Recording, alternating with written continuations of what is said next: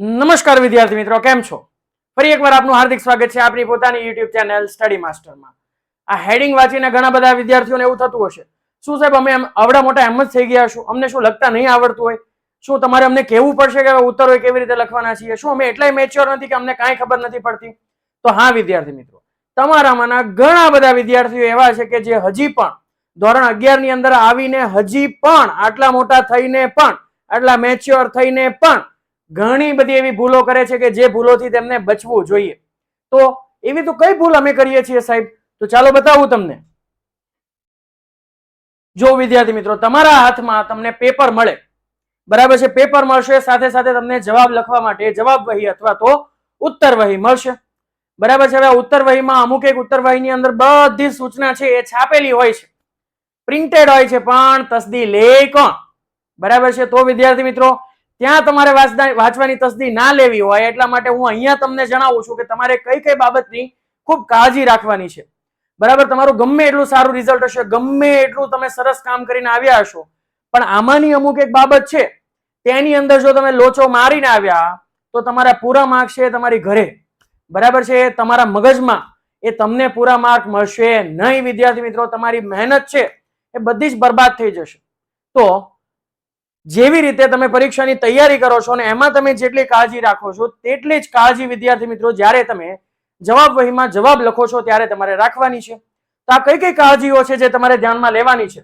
કે સૌથી પહેલા જવાબ વહીમાં નામ જો લખવાનું હોય તો બેઠક નંબર વગેરે વિગતો ચીવટપૂર્વક લખવી, બરાબર છે? આની અંદર ઘણા બધા વિદ્યાર્થીઓ છે કાચું કાપીને આવે છે, બરાબર? ધોરણ 11 ની અંદર ભણતા હોય તો ઘણી બધી સ્કૂલો એવી હોય છે કે જે પોતાના વિદ્યાર્થીઓ પાસે પોતાનું નામ છે તે ઉત્તર વહીમાં લખાવે છે, અને ઘણી બધી સ્કૂલો એવી હોય છે કે જે યુનિક બેઠક નંબર આપે છે અને માત્ર બેઠક નંબર લખવાનું જ કહે છે. તો તમારી સ્કૂલમાં જે કંઈ પણ પેટર્ન હોય વિદ્યાર્થી મિત્રો તેને તમારે ફોલો કરવાની છે. જો તમારે નામ લખવાનું હોય તો તમારે નામને યોગ્ય રીતે લખવાનું છે. નામ લખતી વેળાએ પણ તમારે કાળજી રાખવાની છે. આમ તો જનરલી વિદ્યાર્થી મિત્રો તમારે નામ કેવી રીતે લખવું જોઈએ? સૌથી પહેલા તમારે તમારી સરનેમ લખવાની હોય છે, પછી તમારે તમારું નામ લખવાનું હોય છે, અને પછી તમારે તમારા પૂજ્ય પિતાશ્રીનું નામ લખવાનું હોય છે, બરાબર? ઘણા વિદ્યાર્થીઓ શું કરે છે કે અસ્ત વ્યસ્ત ગમે એ ક્રમની અંદર લખી નાખે છે. મેં ઘણી બધી ઉત્તરવહીઓ હું જોઉં છું કે જેની અંદર પહેલા વિદ્યાર્થીનું નામ લખે, પછી એની અટક લખે ને પછી પાછું પપ્પાનું નામ લખે, એટલે કેવું ઓકવર્ડ લાગે. તમે વિચાર તો કરો, બરાબર? આટલા મોટા આપણે થઈ ગયા હોય અને આવી નાની નાની નાની નાની બાબતોની આપણે ભૂલ કરીએ તો એ કેવી લાગે? જરાય સારી ન લાગે. એટલે કે તમને જવાબ એકાદો ન આવડે તો ચાલશે, બરાબર? આવું મારે કહેવાય નહીં, પણ તમને કદાચ જો એકાદો જવાબ ન આવડે તો ચાલશે વિદ્યાર્થી મિત્રો, પણ આ જે બધી વિગતો છે તે તો તમારાથી પરફેક્ટ લખાવી જ જોઈએ. તો તમારે સૌથી પહેલા તમારી જે કંઈ પણ વિગતો ભરવાની હોય, તમારો જે વિષયની પરીક્ષા હોય, જે તારીખે તમે એક્ઝામ આપતા હોય, તમારા જવાબની જે ભાષા હોય, તમારા પરીક્ષાર્થીની જ્યાં સહી કરવાની હોય, આ બધી જ વિગતો છે તે સૌથી પહેલું કામ આ કરવાનું છે. આપણે પેપર આવે હાથમાં એટલે પછી આપણે એક્સાઇટમેન્ટની અંદર બાકીની બધી વિગતો છે તે આપણે લખવાનું ભૂલી જઈએ છીએ. તો આવું થવું જોઈએ નહીં. સૌથી પહેલું કામ છે તે તમારે આ બધી વિગતો ભરવાનું છે. પછી તમારા જે બ્લોક સુપરવાઇઝર હશે અથવા તો જે ખંડ નિરીક્ષક હશે તેની પાસેથી તેની સિગ્નેચર તમારે તેમાં જરૂરથી અચૂક મેળવી લેવી. કેમ? કારણ કે ભવિષ્યમાં જો કદાચ તમે આમાં સિગ્નેચર નહીં કરી હોય અને કોઈક એવો દાવો કરે તો કે ભાઈ આ તો જવાબ લખીને લાવ્યા છે, ગમે એન કેન પ્રકારે પુરવણી લઈ ગયા હતા અને જવાબ છે તે ઘરેથી લખીને લાવ્યા છે, તો તમે ત્યારે તમારી પાસે શું હશે? તમારું પ્રૂફ શું હશે કે ભાઈ મેં આવું નથી કર્યું, મેં તો અહીંયા જવાબ લખ્યો છે? તો એના માટે જો તમારી પાસે ખંડ નિરીક્ષકની સાઇન હશે તો એ તમે ત્યારે રજૂ કરી શકો છો. અને ખંડ નિરીક્ષકની સાઇન હશે એટલે વિદ્યાર્થી મિત્રો આવો કોઈ પ્રશ્ન થવાનો જ નથી. એટલે જો તમારા ખંડ નિરીક્ષક એ સાઇન કરવાના જ છે, પણ જો કદાચ ભૂલી જાય તો તમારે અચૂક તેમની સિગ્નેચર છે તે તમારે મેળવી લેવાની છે. અને ઘણી બધી સ્કૂલ છે તે હવે હોલ ટિકિટ પણ આપે છે. આમ તો જનરલી 10મા અને 12માના જે બોર્ડના વિદ્યાર્થીઓ હોય છે એને હોલ ટિકિટ આપવામાં આવે છે, પણ ઘણી બધી સ્કૂલમાં બાકીના ધોરણના વિદ્યાર્થીઓને પણ હોલ ટિકિટ પ્રોવાઈડ કરવામાં આવતી હોય છે. તો હોલ ટિકિટની અંદર પણ તમારે અચૂકથી સાઇન મેળવી લેવાની છે, અને જે પ્રમાણ છે કે તમે પરીક્ષા આપી છે, ભવિષ્યમાં તમારું પેપર આમ તેમ આડવડું કાંઈ થયું હોય તો તમે તે સમયે રજૂ કરી શકો કે ના ભાઈ મેં પરીક્ષા આપી છે, આ રહી જો તમારી ખંડ નિરીક્ષકની સાઇન, બરાબર છે? એટલે કે આપણે કાંઈ પણ કામ છે તે કાચું કરવાનું નથી, બધી જ વસ્તુ આપણે પાકી કોન્ક્રીટ કરીને આગળ વધવાનું છે. ચલો પછી વિદ્યાર્થી મિત્રો આપણે શું ધ્યાન રાખીશું કે સપ્લિમેન્ટરી એક્સ્ટ્રા સપ્લિમેન્ટરી લીધા બાદ જરૂરી વિગતો લખીને પછી જ ઉત્તર લખવાની શરૂઆત કરવી, બરાબર? આપણે એક્સ્ટ્રા સપ્લિમેન્ટરી તો લઈએ છીએ, પણ પછી ઉતાવળ એટલી બધી હોય ને વિદ્યાર્થીઓને કે બધી ઉપર કાંઈ લખે નહીં અને પછી લખવાનું ચાલુ કરી દે. અને પછી શું થાય, બાંધી દે, જેમ તેમ બાંધી દીધું હોય, બરાબર. અને પછી છેલ્લે બધા પેપર જયારે ભેગા થાય ને ઘણીવાર કેવું થાય કે સપ્લિમેન્ટરી છે છૂટી પડી જાય, બરાબર. તમે તો દોરાથી બાંધીને આવ્યા હોય એટલે સપ્લિમેન્ટરી છૂટી પડી જાય. એમાં પણ નામ ઠેકાણું કઈ સરનામું હોય નહીં તો ખબર કેવી રીતે પડે કે આ કોની સપ્લિમેન્ટરી છે, બરાબર. એટલે તમને લોસ થાય એમાં, બીજા કોઈને કઈ શિક્ષકને એમાં શું ફેર પડે કે જો તમે ના લખ્યો હોય જવાબ, તમારું જે પુરવણી તમે જે એક્સ્ટ્રા સપ્લિમેન્ટરી લીધી છે એ તપાસનારને મળે જ નહીં તો એ તપાસે કેવી રીતે? એટલે જ્યારે તમે એક્સ્ટ્રા સપ્લિમેન્ટરી લ્યો છો ત્યારે તેના પર તમારે બધી વિગતો અચૂક ફરજિયાતપણે પહેલા ભરવી અને પછી જ તમારે પ્રશ્નો છે તેના ઉત્તરો લખવાની શરૂઆત કરવી, બરાબર. ચાલો પછી વિદ્યાર્થી મિત્રો નવો વિભાગ છે તે નવા પાને શરૂ કરવો, બરાબર. આની અંદર પણ બહુ કંજુસાઈ કરે છે અમુક વિદ્યાર્થીઓ.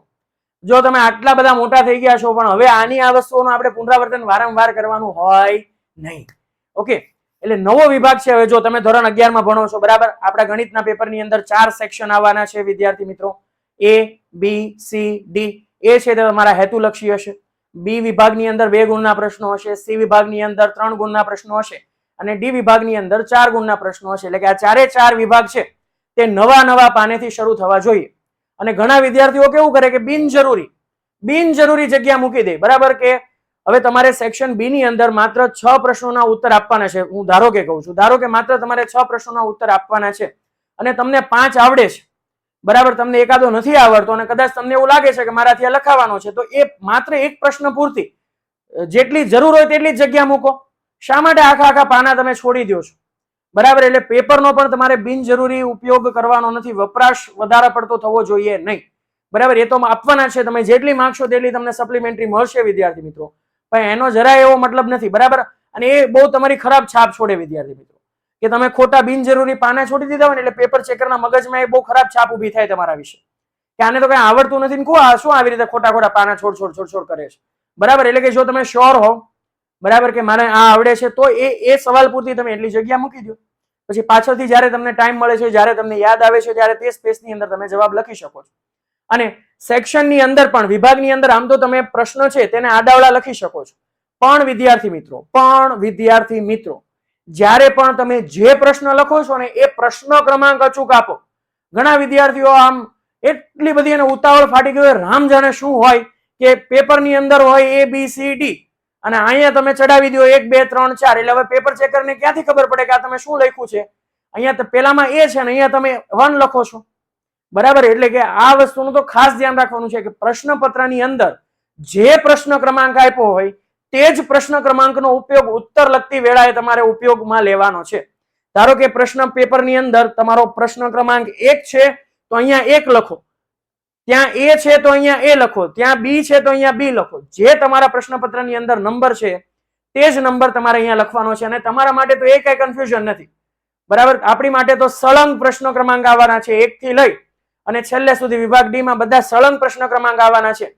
એટલે કે વિભાગ ફરશે એટલે પ્રશ્ન ક્રમાંક પાછો 1 થી શરૂ થશે એવું તો થવાનું નથી આપણા કિસ્સામાં, બરાબર. એટલે જે પ્રશ્નનો તમે જવાબ લખો છો, ધારો કે તમે 23 નંબરનો લખો જવાબ, બરાબર. હવે તમને 24મો નથી આવડતો પણ 25મો આવડે છે, તો હવે જ્યારે તમે 25મો જવાબ લખો છો વિદ્યાર્થી મિત્રો ત્યારે ભૂલમાં પાછો 24 નંબર અપાઈ ન જાય તેની ખાસ કાળજી રાખવી, કારણ કે પેપર ચેકર છે એ તો 24 નંબર જોશે અને 24 નંબરનો જવાબ જોશે. હવે એને નાને તો કઈ સંબંધ હશે નહીં, બરાબર છે. એટલે તમારો જવાબ સાચો હશે તો એ કેવો પડશે? ખોટો પડશે. ઓકે, એટલે આ વિદ્યાર્થી મિત્રો આ બધી કાળજી છે તમારે નાની બાબતોની કાળજી રાખવાની છે, બરાબર. અને તો તમે પછી ટોપર બની શકો. અને ટોપર વિદ્યાર્થીઓ છે એ કેવી રીતે પેપર લખે છે તેની પણ હું તમને એક ઝલક છે આની અંદર બતાવવાનો છું. ચલો, અને જો તમારે ઘણા વિદ્યાર્થીઓ છે ને એ રફ કામ પણ એમને ત્યાં બાજુમાં કરી નાખે, પેલું ઉકડા જેવું દેખાતું હોય, બરાબર. તો નહીં, બિલકુલ નહીં. આપણી જે ઉત્તર વહી છે એકદમ ક્લીન એન્ડ નીટ હોવી જોઈએ, બરાબર. પેપર ચેકર હાથમાં લે એટલે એના મગજમાં સીધી એવી છાપ ઊભી થવી જોઈએ કે ઓહ કેટલું સરસ લખાણ લખ્યું છે, બરાબર. અને ઘણીવાર એવું બને કે તમારી ભૂલ પડે, બરાબર. શક્ય છે, બરાબર. આપણે બધા માણસો છીએ, માણસ માત્ર ભૂલને પાત્ર. તો તમારી ભૂલ પડે છે ત્યારે ઘણા કેવું કરે કે આમ ભૂરી પેનથી એટલું બધું આમ છેકીને બધું ભરી મૂકે ને કે તમે વાત જવા દો, બરાબર. તો ના, તમારી જો ભૂલ થઈ છે તો સિમ્પલ તમે ખાલી એકવાર ક્રોસ કરી નાખો, બરાબર છે. એટલે પેપર ચેકરને ખબર પડી જશે કે ભાઈ અહીંયા ભૂલ થઈ છે, બરાબર. મારે આ વસ્તુ ચેક નથી કરવાની અને આગળથી તમારે પાછું નવી જગ્યાએથી તમે નવી શરૂઆત કરો, બરાબર. તમે એને આમ ઘૂંટી નાખશો તો એનો કોઈ મતલબ નથી. ઓકે, પછી વિદ્યાર્થી મિત્રો ઉત્તર સિવાયનું બિનજરૂરી કોઈ પણ પ્રકારનું લખાણ લખવું નહીં. બરાબર છે. તમને ગમે એટલી કોઈ પણ પ્રકારની ધાર્મિક શ્રદ્ધા હોય પણ એ ધાર્મિક શ્રદ્ધા ત્યાં તમારે છતી કરવાની નથી.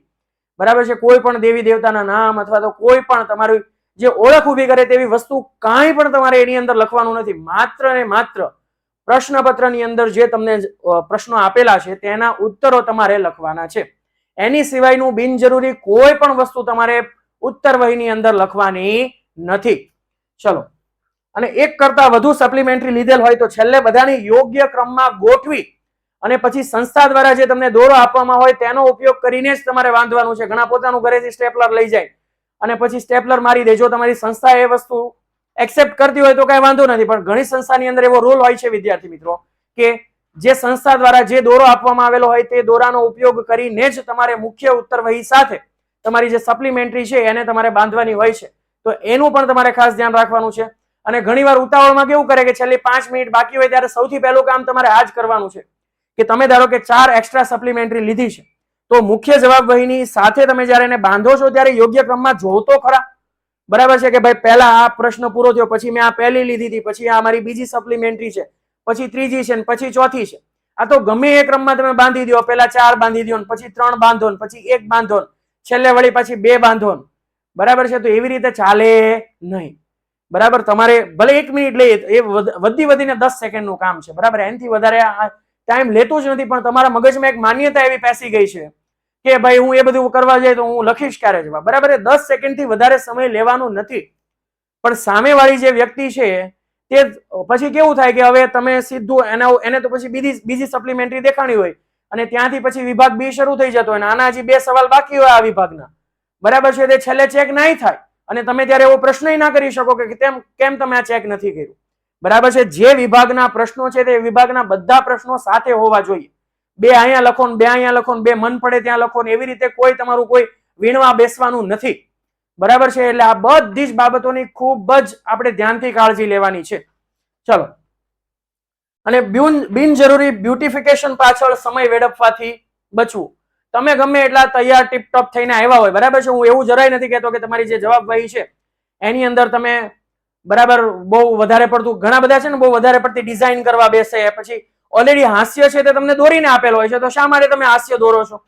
બરાબર, તમે જેટલી વધારે પુરવણીઓ ભરો છો, જેટલી વધારે જવાબ વહીઓ ભરો છો એના તમને કાંઈ માર્ક્સ મળવાના નથી. તમે અંદર કેટલું સત્વ સાચું સમાયેલું છે તેના તમને માર્ક્સ મળવાના છે. એટલે તમે 10 સપ્લિમેન્ટરી લેશો કે 1 સપ્લિમેન્ટરી લેશો પણ એકની અંદર જો બધું સાચું લખેલું હશે તો એના માર્ક્સ કન્સિડર થવાના છે. તમે 10 લીધી હશે તો એના કઈ માર્ક્સ કન્સિડર થવાના નથી. એટલે બિનજરૂરી તમને ઉત્તર વહી મળે પછી ઘણા વિદ્યાર્થીઓ હાસ્ય દોરવામાં 5-5, 10-10 મિનિટ છે તે વેસ્ટ કરી નાખે છે. બરાબર છે. ઓલરેડી હાસ્ય દોરેલો જ છે ભાઈ, તમારે પછી એમાં શું દોરવાની જરૂર છે? લીટીઓ આપેલી છે, તમારે માત્ર જવાબ 1, જવાબ 2, જવાબ 3 કરીને જવાબો લખવાની શરૂઆત કરવાની છે. બરાબર, એમાં પછી બિનજરૂરી બ્યુટિફિકેશન પાછળ તમારે ટાઈમ આપવાનો નથી. હવે પેલો વિભાગ એ લખ્યો એની ઉપર મોર દોરે ને એવું બધું. બરાબર, જો તમારી પાસે છેલ્લે સમય વધે ને તમને એવું લાગે કે આવું કરવાથી મને મજા આવે છે તો તમારે કરવું જોઈએ. બરાબર, પણ બિનજરૂરી સમય છે એમાં પહેલા તમારે ના વેડફવો જોઈએ. તમારો સૌથી પહેલું પ્રાધાન્ય તો એ હોવું જોઈએ કે હું સારામાં સારી રીતે ઉત્તરો કેવી રીતે લખી શકું. તમે જે મોર દોરો છો તે મોરના તમને માર્ક્સ 1 રૂપિયો મળવાનું નથી. બરાબર છે. તમારું લખાણ કેટલું સાચું છે, કેટલું સારી રીતે તમે લખ્યું છે, માત્ર તેના જ તમને માર્ક્સ મળવાના છે. એટલે બિનજરૂરી બ્યુટિફિકેશન પાછળ વિદ્યાર્થી મિત્રો પ્લીઝ સમય ના વેડફો. ઓકે, ચાલો હવે વિદ્યાર્થી મિત્રો હું તમને એક બતાવું છું નમૂનાનું પેપર કે તમારે કેવી રીતે લખવું જોઈએ. જો તો આ તમારો વિભાગ એ છે. બરાબર, તો અહીંયા વચ્ચે ટાઇટલ આપી દો વિભાગ એ. બરાબર, ઘણા શું કરે છે કે અહીંથી પેલા હાસ્ય દોરે આવી રીતે, પછી અહીંયા લખે આન્સર 1, આન્સર 2, પછી આટલી જગ્યામાં લખે. હવે ભાઈ અહીંયા હાસ્ય દોરીને આપ્યો છે, ગાંડા છે. બરાબર છે. જો હાસ્ય તમારે દોરવાનો જો તો આ લાઈન જ તમને શું કામ આપત? તમને આપત જ નહીં ને. બરાબર છે. જો તમારે જ દોરવાનું તે તમને બધું કરીને જ આપેલું છે. હવે તમારે માત્ર રેડીમેડ આમાં આન્સરો લખવાના છે કે તમને એ આવડતા હોય તો એ લખો, બીજી બધી બિનજરૂરી વસ્તુ ના કરો. ઓકે, ચાલો હવે તમારો વિભાગ એ છે. Answer 1, answer 2, answer 3, answer 4, answer 5, answer 6 આવી રીતે ક્રમમાં તમારે બધા જવાબ લખવાના છે. હવે વિભાગ એની અંદર વિદ્યાર્થી મિત્રો ઘણા કહેશે કે સાહેબ ઘણા પ્રશ્નો એવા હોય કે જેમાં કઈ ગણતરી આવતી નથી તો નહીં કરવાની, સીધો જવાબ લખવાનો. બરાબર, એમાં તમને સીધા માર્ક્સ મળવાના જ છે. ઓકે, પણ જ્યાં તમને એવું લાગે છે કે અહીંયા ગણતરી બતાવવા જેવી છે, અહીંયા ગણતરી કરવા જેવી છે, ત્યાં તમે ગણતરી પણ કરી શકો છો. બરાબર છે, પણ તમારે બિનજરૂરી બહુ લાંબી ગણતરીઓ પણ કરવાની નથી. અહીંયા તમને 1 જ માર્ક્સ મળવાનો છે. હવે 1 માર્ક્સના પ્રશ્નો માટે તમે આખા પાનાની ગણતરી કરો ખોટી તો એનો કોઈ મતલબ નથી. ઓકે, એટલે જેનો સીધો તમારો સ્ટ્રેટ ફોરવર્ડ જવાબ આવતો હોય, જેમ કે આન્સર 2 ની અંદર સીધું આવે છે કે pi does not belongs to R, બરાબર, એટલે એ ખોટું છે. આમ તો એ સાચું છે, પાઈ બિલોંગ્સ ટુ આર એ સાચું છે, પણ અહીંયા તમને એવો પ્રશ્ન એવો છે કે નીચેનામાંથી કયું ખોટું છે, તો એનો જવાબ તો આ જ થશે. એટલે કે અહીંયા તમારે વિદ્યાર્થી મિત્રો એવી રીતે સીધો તમે જવાબ લખી શકો છો. જેમ કે અહીંયા જો પ્રશ્ન નંબર 8 ની અંદર તે નીચેના પૈકી શું ખોટું છે, તો અહીંયા સીધો જવાબ તમને મળે છે, બરાબર. અહીંયા પણ તમને સીધો ખબર પડે છે. અહીંયા તમારું જે પહેલું છે,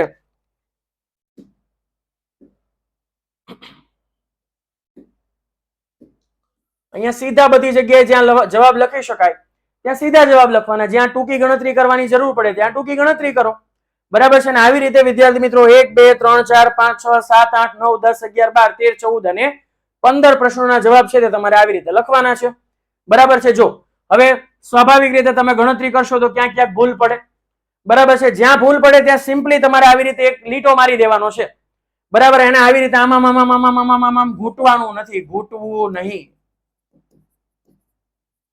જ્યાં ભૂલ પડી છે ત્યાં એકવાર સિમ્પલ તમે આવી રીતે આમ છેકો મારી દો. ઓકે, ચલો જો અહીંયા પણ ભૂલ છે તો કઈ વાંધો નહીં, તમારી ભૂલ પડે એમાં તમે ગણતરી કરો છો ને ભૂલ પડે છે, બરાબર, એમાં કઈ તમારે જરાય છે ચિંતા કરવાની જરૂર નથી. પણ જ્યાં ભૂલ પડી છે ત્યાં તમે એક છેકો મારી દો અને પછી આગળ પાછી ગણતરી ચાલુ કરી દો. ઓકે, ચાલો. અને એકદમ પેપર ચેકર છે એને સ્પષ્ટ રીતે સમજાવવું જોઈએ કે ભાઈ હા આ 12મો નંબર છે, 12મા નંબરનો જવાબ આ છે, આ 13મો નંબર છે, એનો જવાબ આ છે. હવે કોઈ બહુ વિકલ્પી પ્રશ્નો હોય એટલે કે એમસીક્યુઝ હોય તો એની અંદર તમારે વિકલ્પ પણ લખવો, બરાબર છે. જેમ કે અહીંયા તમારો ઓપ્શન બી રાઈટ આન્સર થતો હોય તો બી અને સાથે જવાબ પણ લખવો, બરાબર. આ બધી વસ્તુઓ છે ને 1-2 સેકન્ડનું જ કામ છે, બરાબર. હું જવાબ લખું, ઓપ્શન એ લખું, હું કેટલુંક લખું, બરાબર છે, તો નહીં બધું જ લખવાનું તમારે. એટલે કે તમારેથી કઈ સરસ ચૂક ના થાય. ઘણીવાર એવું બને કે તમે જવાબ સાચો લખ્યો હોય, ઓપ્શન ખોટો લખ્યો હોય, ઓપ્શન સાચો લખ્યો હોય, જવાબ ખોટો લખ્યો હોય, બરાબર. તો પેપર ચેકર કોઈક વાર ઉદાર હોય, તમારી બધી ગણતરી સાચી હોય તો વળી કદાચ તમને માર્ક્સ આપી પણ દે, બરાબર. પણ એ તમે લખ્યું હોય તો તમને મળે, બરાબર. સીધું ખાલી બી લખીને દોડાવ્યા હો, ભલે તમને ગણતરી આવડતી હોય, તમે બધું સાચું કર્યું હોય, પણ છેલ્લે લખવા ટાણે તમે ખોટું કર્યું હોય તો તમને માર્ક્સ ના મળે. ઓકે, ચાલો. પછી તમારો જે નવો વિભાગ છે તે વિદ્યાર્થી મિત્રો નવા પાનેથી શરૂ કરવાનો છે. અને હવે નવા વિભાગની અંદર જેટલા પણ નવા પ્રશ્નો હોય કે દરેક પ્રશ્નો કઈ નવા પાનેથી નથી લખવાના.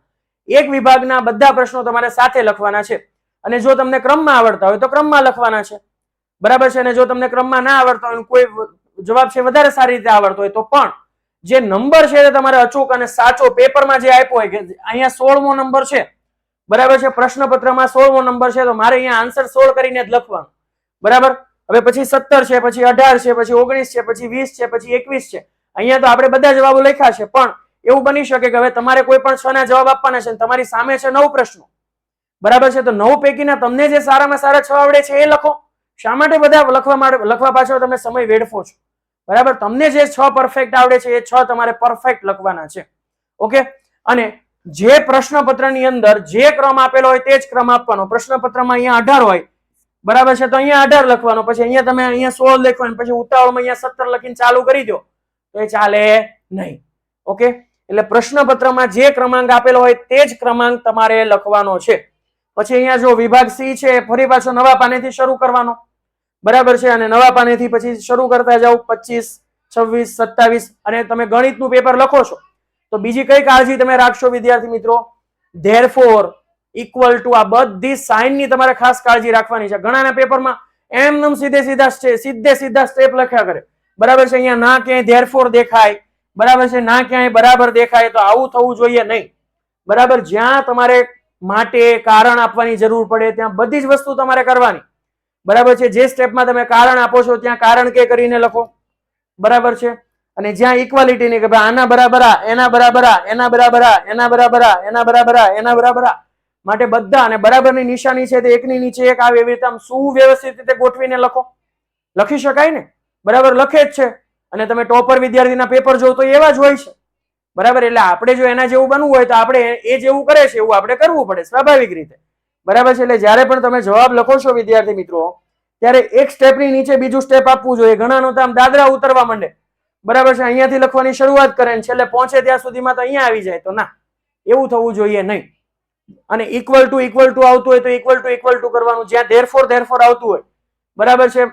જો એક લાઈનમાં છે ને મોટે ભાગે બે ઇક્વલ ટુ ની સાઈન નહીં આવે. બરાબર, ઘણા શું કરે કે અહીંયા બરાબર કરે, પછી અહીંયા બરાબર કરે, અહીંયા બરાબર કરે, અહીંયા બરાબર કરે, અહીંયા બરાબર કરે, અહીંયા બરાબર કરે. ના, આ સ્ટેપ માટે આ સ્ટેપ સાચું છે, માટે આ સ્ટેપ સાચું છે, માટે આ સાચું છે. બરાબર છે. એટલે કે જ્યાં વચ્ચે બરાબર આવતું હશે ત્યારે બીજા સ્ટેપમાં શું આવશે વિદ્યાર્થી મિત્રો? ધેરફોર આવશે. બરાબર, આ માટે આ માટે આ માટે આ. અહીંયા શું થાય છે વિદ્યાર્થી મિત્રો? આ બરાબર આ બરાબર આ બરાબર આ બરાબર આ બરાબર આ. તો આવી રીતે આપણે આ ચાલી રહ્યા છીએ. ઓકે. અને જ્યાં પણ તમે કઈ ફિગર્સ ડ્રો કરો છો વિદ્યાર્થી મિત્રો, એને પેન્સિલ થી અને સ્કેલ ની મદદથી ડ્રો કરો. બરાબર, અને સ્પષ્ટ તમને દેખાય તેવી તમારે ફિગર, તેવી આકૃતિ તમારે દોરવાની છે. એમાં જો નામ નિર્દેશનની કઈ પણ જરૂર હોય તો એ નામ નિર્દેશન છે તેને યોગ્ય રીતે કરો. ઓકે, ચાલો. તો આટલી વિદ્યાર્થી મિત્રો તમારે કાળજી છે તે રાખવાની છે. જો અહીંયા વિભાગ ડી છે એ પણ તમારો નવા પાનેથી શરૂ થાય છે, તો નવા પાનેથી શરૂ કરવાનો. જેટલા તમારા વિભાગ હોય તે દરેક વિભાગને તમારે નવા પાનેથી શરૂ કરવાના છે. એટલે કે આપણા પેપરમાં તો ખાલી 4 જ વિભાગ આવવાના છે, એટલે 4 વિભાગ છે તેને આપણે નવા પાનેથી શરૂ કરીશું. તો આ કેટલીક વિદ્યાર્થી મિત્રો ટિપ્સ હતી તમારી માટે કે આવનારી જે હમણાં તમારી પરીક્ષા આવે છે એની અંદર તમારે આ બધી જ જે વિગતોની આપણે ચર્ચા કરી તેને ખાસ તમે ધ્યાનમાં રાખજો. અને વિદ્યાર્થી મિત્રો તમારી આવનારી પરીક્ષા માટે બેસ્ટ ઓફ લક.